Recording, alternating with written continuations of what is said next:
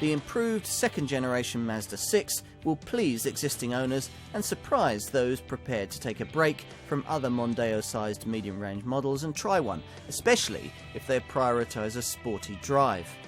There are also styling tweaks, but more importantly, a more efficient engine range, meaning it'll add up on the balance sheet too.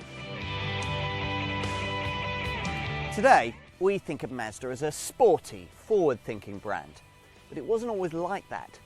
Prior to 2002, when we first saw this car, the Mazda 6, the Japanese maker's family models were reliable, well-equipped, but really rather dull. Now, it would be overstating the case to say that this Mondeo-sized medium-range contender changed that perception overnight, but not by much. All it lacked was a little refinement and polish, duly delivered by this second-generation version, which arrived in 2007. This too was a good package, but times move quickly in the Mondeo market, and since this Mark II model's launch, virtually all its competitors have either been replaced or substantially improved. Hence 2010's revised model, with its frugaler range of more efficient engines, smarter styling and greater premium feel.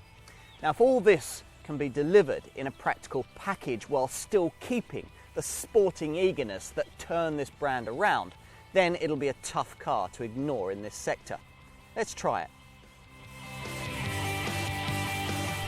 Now, it's a testimony to the go-ahead spirit today pervading Mazda, that though, as part of the Ford brand family, the engineers had class-leading Mondeo underpinnings on hand, they chose not to use them for this car.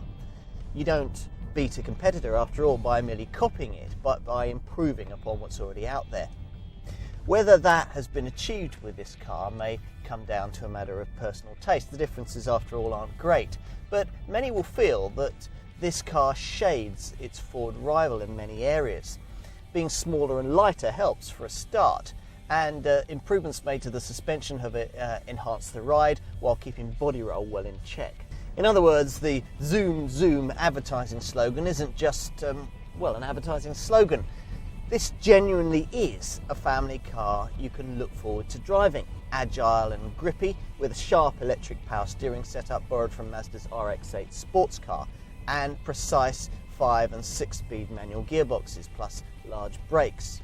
All of the engines, bar perhaps the entry-level 120 PS 1.8-litre petrol unit that I'm driving here, have enough about them for you to put this to the test when the family's been dropped off and there's no one but you on your favourite back road home. Now, Mazda has developed a 155 PS 2-litre direct injection petrol unit to slot in below the minority interest 2.5-litre 170 PS petrol model. But most buyers opt for a diesel.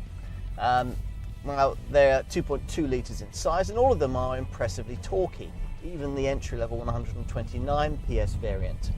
The top 180 PS model has a smaller turbo now for greater efficiency, though it's still pretty torquey, though not noticeably more so than the 163 PS engine that most buyers choose. That's capable of rest to 60 in 9.2 seconds on the way to a top speed of 132 miles an hour. Without doing anything too dramatic or innovative to challenge the styling conventions of the medium-range marketplace, this Mazda 6 is certainly a good-looking car. This improved Mark II model can be identified by even Shapelier headlights, trendy daytime running lamps, and a bumper underneath featuring a trio of air intakes, the outer ones on plusher models featuring chrome-bordered fog lights. The light clusters have also been tweaked at the rear, and the overall effect is one of simple, uncluttered, but clearly oriental design, just as a Mazda should be. At the wheel, despite efforts with a soft-touch dash covering, chrome rings for the instrument dials and flashes of shiny piano black trim, there isn't an overly premium feel to the interior of this lower spec model, but you do get it further up the range. I could do without the music notes and hello message that flashes at you when you get in, but apart from that, the driving position is hard to fault, with useful steering wheel mounted controls for easier access to all the main functions. Backseat room was usefully enhanced when this second generation model was first introduced. Its wider body allowing for better shoulder room to complement helpful knee room improvements. Really tall passengers might feel that their headroom is compromised by this sloping rear roofline, so if that's an issue, buy the estate version.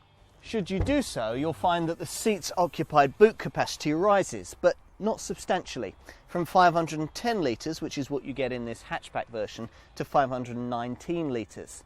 Now, extension of that space to 1,702 litres in this hatch to 1,751 litres in the estate requires you to use Mazda's neat Karakuri seat folding system, operable via these levers here. Pulling the lever forward folds the seat for you, and as it folds, the seat base drops at the same time, creating a fairly flat, though not completely level, loading bay. Pricing sits in the usual £17,000 to £23,000 bracket common to this class of car, with a premium of around about £500 if you want the estate version rather than the 5-door hatch we've been looking at here. List pricing suggests that you might save a few £100 over a comparable Ford Mondeo or Vauxhall Insignia by buying a Mazda 6, but in the real world the differences won't be too great. Under the bonnet, most buyers ignore the entry-level 120 PS 1.8 litre and 180 PS 2.5 litre petrol options, and instead go for either the 155 PS 2 litre petrol version with its 5-speed automatic alternative, or probably more likely one of the 2.2 litre turbo diesels, which come with either 129, 163 or 180 PS. Now, whichever Mazda 6 you choose, standard equipment levels are reasonable. All models will come with electric windows, air conditioning and a decent quality MP3 compatible stereo. Safety-wise, you can expect to find twin front, side and curtain airbags, as well as anti-lock brakes, stability control, collapsible brake and clutch pedals, anti-whiplash head restraints and extensive pedestrian protection measures.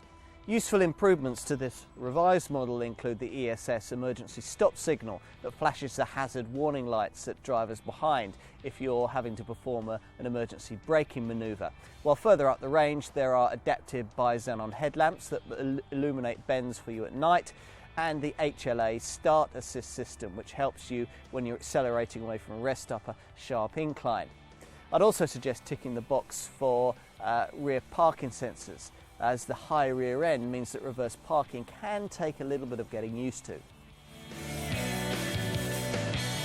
The sharky lines of the Mazda 6 aren't just for show. They help give the car one of the smoothest aerodynamic drag coefficients in its class, just 0.27, which in turn has benefits for fuel economy, which, like CO2 emissions, has been improved by up to 6% across the range.